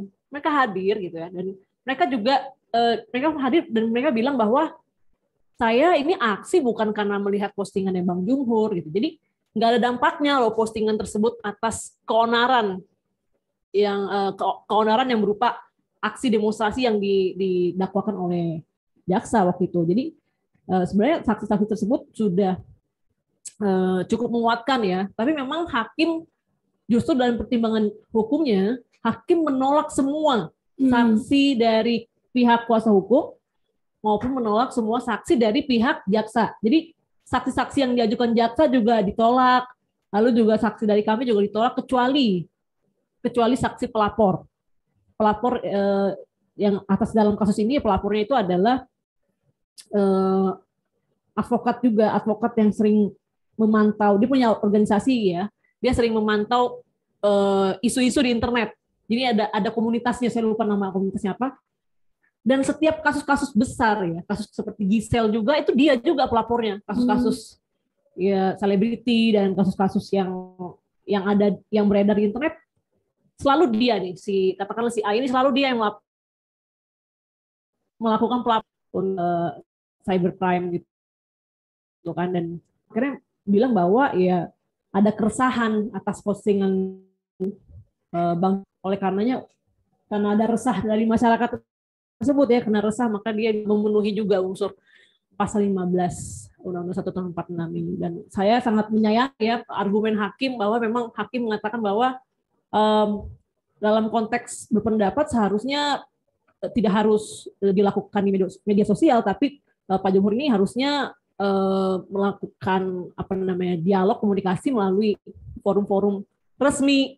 Nah itu yang kayaknya kita dibatasi banget ya ruang gerak kita untuk menyampaikan pendapat kita gitu kan. Jadi ya bahkan seorang presiden pun ya katakanlah Barack Obama pun juga dia punya Twitter dan dia terkadang menyampaikan pendapatnya melalui Twitter, dan itu Twitter ini udah seperti bagian dari masyarakat di era digital saat ini gitu menurut saya, dan nggak bisa dibatasi ya kalau kita ingin berpendapat di Twitter. Itu sih. Iya, berarti dari cerita Mbak Oki tadi, cuitannya Bang Jumhur di tanggal 7 dianggap menimbulkan keonaran di tanggal 8, dan padahal udah dihadirkan ya Mbak saksi faktanya.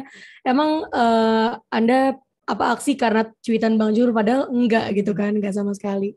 Atau bahkan mungkin nggak menggunakan Twitter atau gimana Mbak? Menggunakan Twitter. Menggunakan Twitter, tapi bukan karena itu. Iya betul. Padahal udah dihadirkan, tapi disayangkan hakim menolak semua pernyataan gitu ya dari saksi. Oke. Mungkin satu lagi Mbak Oki. Mbak Oki melihat kejanggalan apa yang Mbak temukan gitu dalam proses persidangan, bahkan ngikutin dari awal sampai benar-benar akhir gitu ya Mbak. Kejanggalan apa yang Mbak Oki lihat dari proses persidangan maupun pertimbangan majelis hakim sebelum memutuskan, pada saat memutuskan? Ya, yang janggal pertama kali yang saya temukan adalah ada saksi fakta dari pihak penuntut umum itu ternyata ketahuan berbohong. Sudah kita terdesak, dia dalam keadaan terdesak, akhirnya mengakui bahwa ya dia berbohong bahwa saksi pelapor ya, dia tidak mengenal teman yang lain. Jadi yang melaporkan kasus Bang Jumhur ini ada 2 orang gitu. Mereka sama-sama kenal dan sama-sama satu kantor advokat, tapi pada saat ditanya apakah Anda satu kantor advokat, tidak awalnya bilang tidak. Apakah mengenal, ya cuma teman diskusi saja gitu kan. Setelah kita cross check, kita temukan bukti bahwa di website mereka satu kantor, satu advokat, dia akhirnya mengaku dia berbohong gitu ya. Dan wah, ini harusnya kan nggak boleh dong saksi yang sudah disumpah akhirnya berbohong kan di persidangan, bisa ditangkap itu sebenarnya saksi seperti itu. Itu satu. Lalu yang kedua, kita lihat ya ada dalam proses persidangan hakim juga sudah terlihat nih arah putusannya seperti apa, karena dia mengeluarkan pertanyaan ya yang menjurus bahwa apakah terdakwa ini pada saat memposting sudah memikirkan tidak dampak atau akibatnya apa. Jadi dia menanyakan seperti itu, dampaknya apa gitu kan, karena kan ada teori kesengajaan sebagai kemungkinan gitu. Apakah sudah dipikirkan bukan ketika men-tweet nanti respon masyarakat seperti apa?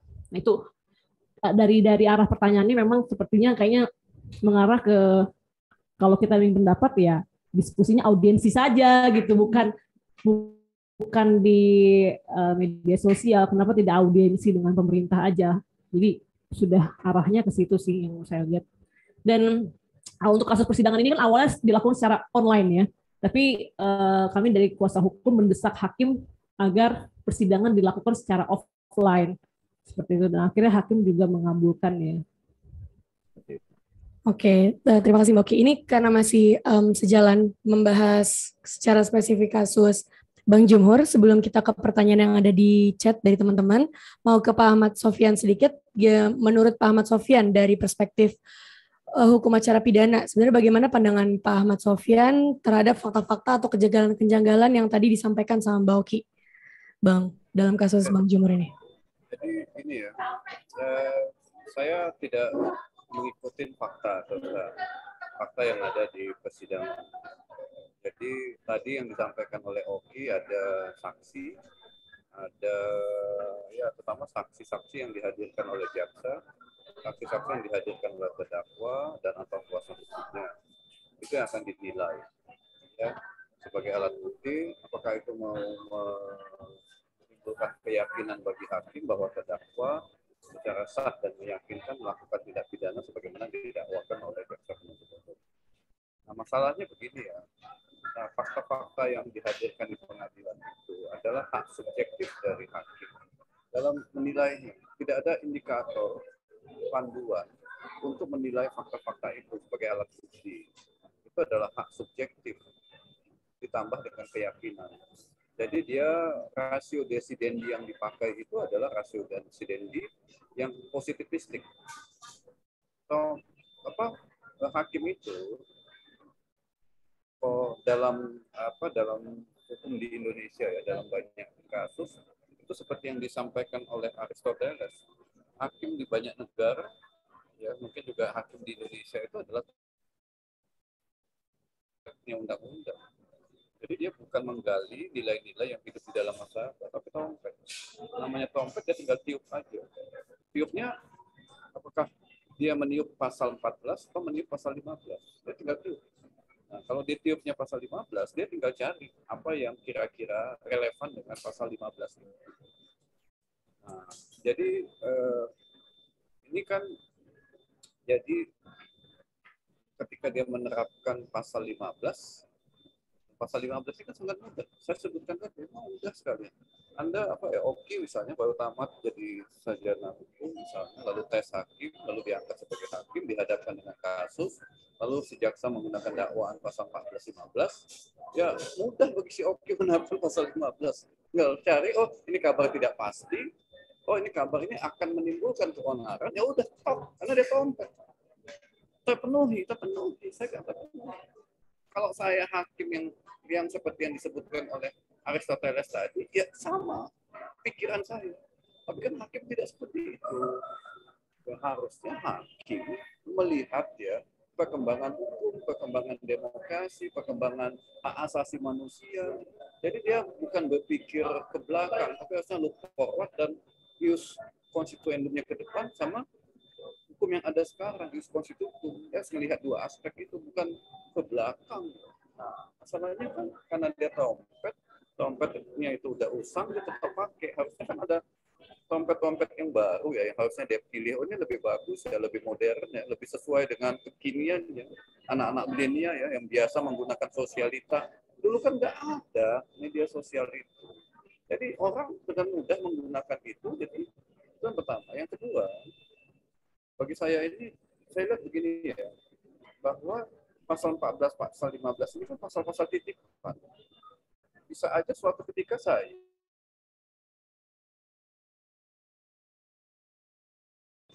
channel YouTube, punya IG, punya Facebook. Jadi kalau ada orang yang nggak suka sama saya, dan itu bagian daripada kekuasaan, dia bisa melaporkan kepada penegak hukum, lalu dia gunakan pasal 14, 15. Ketika diuji pasal 15 di pengadilan, saya juga bisa kena. mudah ya. Jadi memang tergantung siapa yang menggunakan dan siapa yang mengeksekusi di pengadilan terhadap pasal itu. Jadi hakim manapun yang akan mengadili perkara itu selama dia tidak melihat kondisi sosiologis masyarakat pada saat ini, tapi ketika undang-undang itu dibuat ya udah. Ya. Jadi kalau dulu advokasinya menghapus undang-undang subversif, sekarang harus advokasinya lebih kencang, itu cabut tuh pasal 14-15, sehingga tidak ada ruang lagi bagi rejim, bukan hanya rejim saat ini, rejim masa depan juga yang jadi penguasa menggunakan pasal 14 dan pasal 15. Demikian. Terima kasih. Oke, terima kasih Pak Ahmad Sofyan. Ini udah ada pertanyaan baru di kolom chat dari Kak Putri Rianda. Halo Kak Putri, apa mau menyampaikan pertanyaannya secara langsung dengan open mic?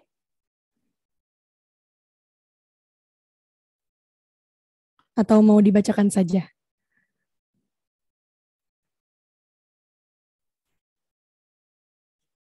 Oke, halo.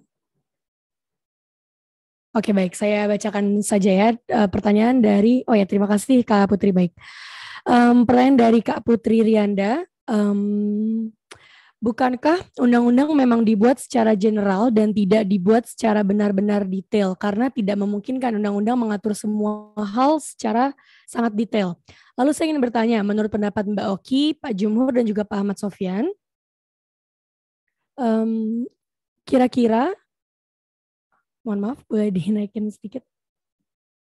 Ya, kira-kira aturan seperti apakah yang sekiranya bisa diberlakukan agar tidak terkesan seperti multitafsir untuk menjerat orang-orang yang memang berniat untuk menyebarkan berita bohong sehingga menyebabkan keonaran di masyarakat?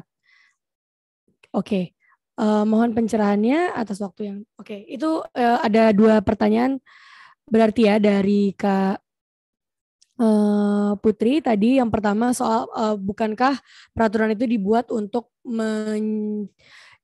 dibuat secara general dan tidak dibuat secara benar-benar detail atau spesifik gitu. Dan yang kedua, untuk ke semua narasumber hari ini menanyakan sekiranya apa yang bisa undang-undang seperti apakah, aturan seperti apakah yang sekiranya bisa diberlakukan agar tidak terkesan seperti multitafsir untuk menjerat orang-orang yang memang berniat menyebarkan berita bohong. Dan ini ada pertanyaan yang kedua, mungkin bisa ditampung untuk langsung dijawab dua-duanya.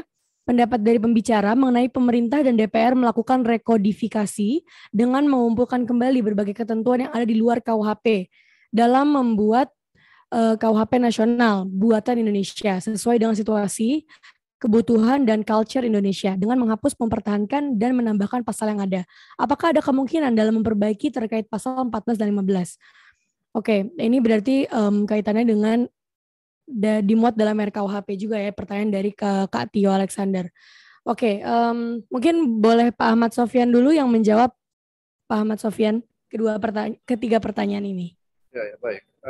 Yang pertama tentang pasal bahwa undang-undang itu memang dibuat secara general, tetapi walaupun secara general ada teorinya. Jadi merumuskan undang-undang itu kan ada 2 model perumusan. Pertama formil dan material ya.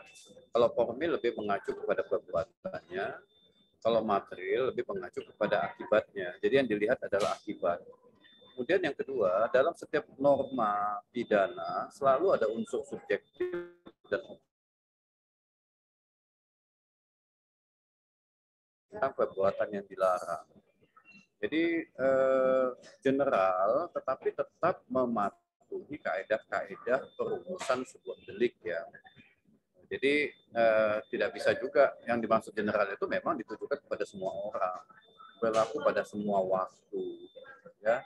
Tetapi ada undang-undang pidana itu berlaku pada ketentuan-ketentuan tertentu ya dalam keadaan darurat itu ada. Jadi undang-undang kedaruratan itu memang berlaku pada masa kedaruratan. Ketika darurat itu tidak ada, atmosfer kedaruratan tidak ada, maka tidak perlu. Jadi undang-undang, jadi 14-15 itu adalah situasinya adalah kedaruratan, baru diberlakukan. Tapi kalau situasinya normal, tidak bisa pasal 14-15 itu digunakan. Dan yang kedua soal kodifikasi. Jadi kita memang rancangan kitab undang-undang hukum pidana itu memang mengkode. Jadi modelnya seperti Belanda saat ini lah. Jadi di Belanda itu tiap tahun kan KUHP-nya berkembang ya, ditambahin. Jadi KUHP Belanda itu udah mengalami perubahan 446 kali. 446 kali. Saya pernah studi di sana tahun 2014. Pada waktu itu udah 440 pada waktu saya studi di sana. Jadi mengalami perubahan. Yang namanya undang-undang itu bukan tidak berubah. Dia lihat atmosfer kondisi, makanya dia 446 kali mengalami perubahan. Jadi dikodifikasi sehingga penegak hukum paham apa-apa perbuatan yang dilarang, apa unsur-unsurnya, dan bagaimana atmosfer atau circumstances-nya. Jadi kan pertama adalah perbuatan, yang kedua adalah kesalahan, yang ketiga adalah circumstances. Jadi 3 aspek itu dipertimbangkan ketika menyusun sebuah norma atau hukum yang melarang satu perbuatan tertentu. Ada perbuatan yang dilarang, ada ancaman pidananya, tapi ada perbuatan yang dilarang yang tidak ada ancaman pidananya.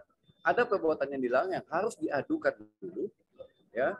Jadi ada perbuatan pidana tanpa pengaduan bisa dilakukan. Nah, itulah rumus-rumus di dalam menyusun sebuah norma. Jadi nggak asal juga membuat norma. Itu ya penjelasan singkat saya. Oke, baik. Terima kasih Pak Ahmad Sofyan. Selanjutnya mungkin bisa dilanjut jawab oleh Mbak Oki. Silakan, Mbak. Iya, pertanyaan dari Putri ya tadi. Iya, Putri ya. Gimana sih supaya kadang kan ada juga nih, mungkin ada orang-orang yang ternyata emang berniat untuk menyebarkan berita bohong dan keonaran di masyarakat. Nah, itu makanya penting sekali tafsir berita bohong tuh seperti apa sih? Indikasinya, indikatornya apa sih berita bohong, ya kan?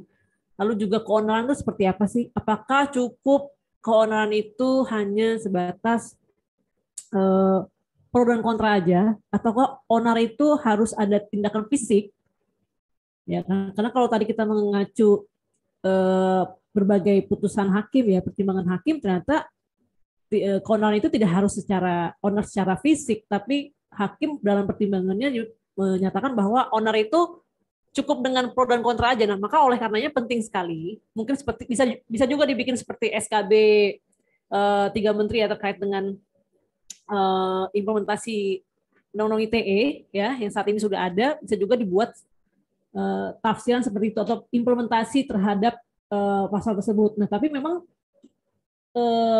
kita ya koalisi masyarakat sipil tidak hanya menginginkan adanya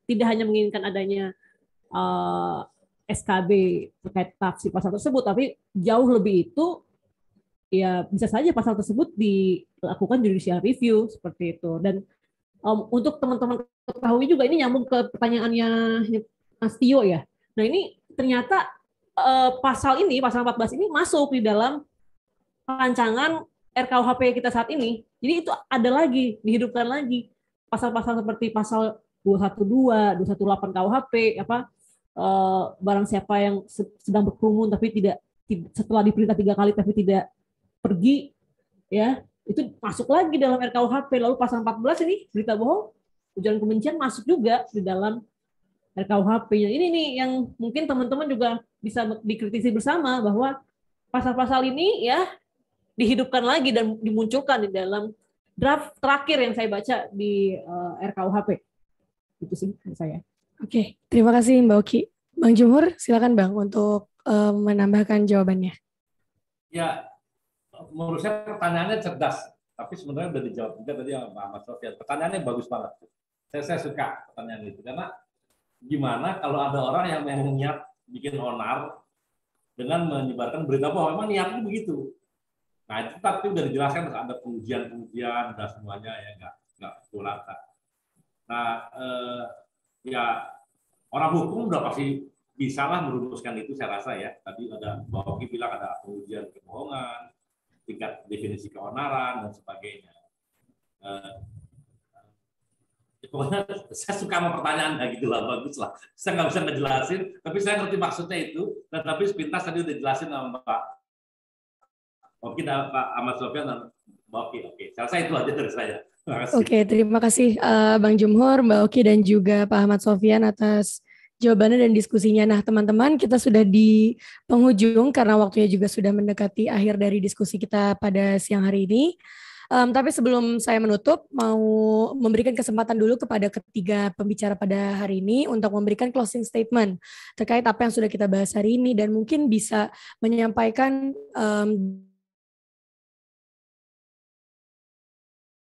dan langkah apa sejatinya yang bisa kita lakukan bersama-sama untuk memberikan perubahan hukum dalam konteks demokrasi di hari ini. Mungkin boleh dimulai dari Bang Jumhur dulu ya kali ya. Silakan Bang Jumhur. Ya, kalau saya setuju tadi usulan teman-teman bahwa pasal 14 ayat 1 ayat 2 dan pasal 15 itu kita perjuangkan untuk di judicial review. Saya sih siap aja kalau menjadi tadi kalau legal standing kan dulu katanya nggak diterima karena apa gitu. Kalau saya rasa sebenarnya kalau saya dan beberapa teman-teman yang lain tadi yang disebutkan barangkali juga berminat, kita sangat senang kalau timnya LBH dan teman-teman ini dan Mas Sofyan dan yang lain mau menjadi penasihat hukumnya lah, menggugat atau apa gitu. Nah, setelah itu berhasil, kemudian mau dirumuskan lagi sesuatu yang menjawab pertanyaan yang terakhir tadi, ya silakan saja, tapi tentunya dengan satu definisi yang lebih ketat, lebih teknis gitu ya, sehingga tidak bisa menyasar kepada sembarangan orang. Ya, saya rasa sih begini ya, makin tinggi tingkat peradaban itu biasanya makin detail. Gitu. Jadi detail itu penting. Yang general-general ya memang harus didetailkan, ya saya setuju. Dan undang-undang agak tebel itu nggak apa-apa juga gitu ya, tebel itu biasalah begitu. Kalau kita lihat di perjanjian internasional tuh di negara-negara yang maju ya itu bisa sampai mungkin 100 halaman gitu ya. Tapi kalau negara yang kurang advance itu cukup 10 halaman lah. Tapi banyak blank check atau namanya cek kosong jadinya, itu berbahaya juga. Dia lebih detail, lebih bagus gitu. Jadi itu nanti kemudian, tapi yang jelas sekarang ini udah jelas banyak korban, ya saya bersedia untuk menjadi orang yang punya legal standing untuk menuntut judicial review. Saya itu terima kasih kepada teman-teman nih, Mbak Dian, Mbak Oki, Mbak Ahmad Sofyan juga luar biasa. Saya senang sih dapat ilmu, saya suka nonton di YouTube. Alhamdulillah berhasil juga tuh ya yang Pak Zaim Saidi ya, dia bebas murni itu berani juga. Tapi mungkin gini juga, saya komentari dikit soal itu. Barangkali nuansanya Pak Zaim Saidi itu tidak punya nuansa politik istana lah ya, yang berbau ke nyodok ke kebijakan istana. Dia cuma teknis mata uang yang dinar dirham itu, sehingga hakimnya tuh lebih berani gitu loh, bebas murni ya. Tapi karena ini kasus saya mungkin agak berbau-bau kritik pemerintah pusat dan sebagainya, barangkali hakimnya nggak terlalu berani. Tapi saya nggak tahu, barangkali ini pikiran saya komentari itu aja. Dan tuh saya dengar juga di YouTube-nya Muhammad Sofyan menjelaskan soal dinar dirham, ya kira-kira hakim juga begitulah, akhirnya bebaskan, alhamdulillah. Saya rasa itu aja. Terima kasih banyak sudah bisa gabung bersama-sama dalam acara ini. Terima kasih.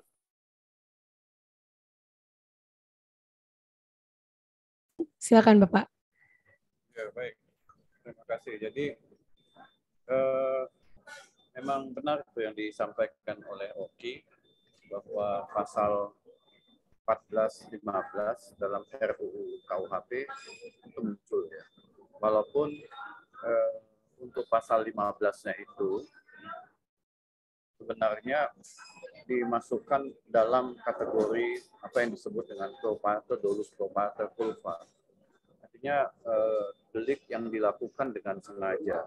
Walaupun delik yang dilakukan dengan sengaja, jadi si pelaku menyadari bahwa kabar itu bisa menimbulkan potensi kerusuhan. Nah, jika itu tidak bisa dibuktikan, maka yang bersangkutan tidak bisa dipidana. Namun demikian, pasal ini juga tetap berbahaya ya, jika masih ada diatur di dalam RUU KUHP di pasal 263. Kalau yang pasal 14, karena itu delik material, bagi saya itu nggak mudah membuktikannya. Kenapa? Harus dibuktikan dulu itu kabar bohong secara saintifik. Yang kedua, timbul akibat, yaitu kerusuhan. Bahwa kerusuhan itu timbul karena kabar yang tidak benar tadi itu. Jadi nggak mudah membuktikan. Bagi saya nggak mudah, ya. Delik material itu nggak mudah. Tapi pasal 15 itu sangat mudah. Karena dengan kealfaan saja, kerusuhannya tidak muncul, itu bisa dikenakan. Tetapi di dalam pasal 263 RUU KUHP itu adalah delik-delik yang sengaja, meskipun itu berbahaya juga kalau dipertahankan. Karena itu usulan saya memang harus dilakukan judicial review untuk sehingga nanti tidak masuk di dalam RUU KUHP yang ada diatur pasal RUU-nya itu 263 atau 262 ya kalau saya agak lupa. Nah, kemudian terkait dengan saya mengomentarin Pak Jumhur tentang dinar dirham itu memang nuansanya memang beda ya. Tetapi tetap aja pelapornya menurut saya ya orang-orang itu juga, tetapi terlalu menyatakan itu sebagai mata uang. Jadi karena itu bukan mata uang dan tidak bisa dibuktikan itu sebagai mata uang, termasuk ahli-ahli yang hadir di pengadilan, maka unsur itu diyakinin oleh hakim menyebabkan kasus itu jadi bebas murni meskipun jaksanya saat ini kasasi ya kita tunggu. Tetapi kalau pasal 15 ini dan penggunaan pasal 9, 10 Undang-Undang 1 tahun 46 itu hampir nggak pernah digunakan. Saya sudah riset itu ya, ketika kasus itu dan sebelum saya ditunjuk sebagai ahli, saya sudah riset itu. Ada nggak sih putusan yang menerapkan pasal 9, 10, 11? Saya tidak menemukan. Jadi memang belum pernah ditemukan. Nggak tahu kalau kasusnya Pak Jumhur ini, LBH sudah buat riset belum ya untuk menemukan putusan ya yang terkait dengan penerapan pasal 15 itu. Nuansanya, situasinya seperti apa. Tapi pada masa historis ya, jangan masa Orde Baru atau SBY, saya nggak tahu apakah ada atau tidak. Nah, coba lihat penerapannya ada atau tidak, seperti apa rasio desidendi hakim ketika memutuskan dalam penerapan pasal 15 ketika undang-undang itu pertama kali digunakan.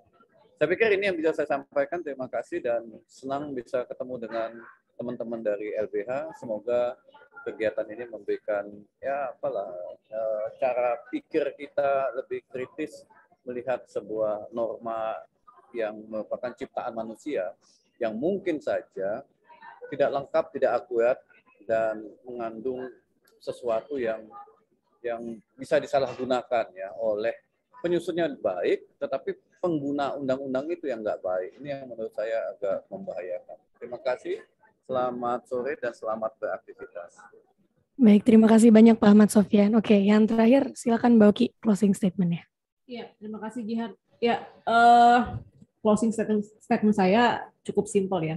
Selama masih munculnya pasal 14 ayat 1, ayat 2 dan pasal 15 Undang-Undang 1 tahun 46 ya. Pasal tersebut dapat berpotensi disalahgunakan oleh kepentingan rezim saat ini ya, disalahgunakan untuk memberangus kritik, memberangus pihak-pihak yang kontra terhadap kebijakan maupun situasi rezim pada saat ini, dan ini sangat akan dapat disalahgunakan tentunya. Terima kasih. Oke, baik. Terima kasih banyak Mbak Oki. Baik teman-teman, saya selaku moderator pada diskusi pada hari ini mengucapkan terima kasih banyak atas partisipasinya dan juga terima kasih sebesar-besarnya kepada ketiga narasumber yang menyempatkan waktunya di tengah-tengah weekend dan kesibukannya untuk berdiskusi dengan kami hari ini. Dan tadi seperti yang di awal sudah saya singgung, diskusi ini dihadirkan untuk kita lebih mengkritisi terkait bagaimana sejatinya unsur dari pasal 14 dan 15 Undang-Undang 1946 dan bagaimana penerapannya dan apakah masih relevan. Mungkin sekarang sudah mulai muncul ya jawaban-jawaban di kepala teman-teman.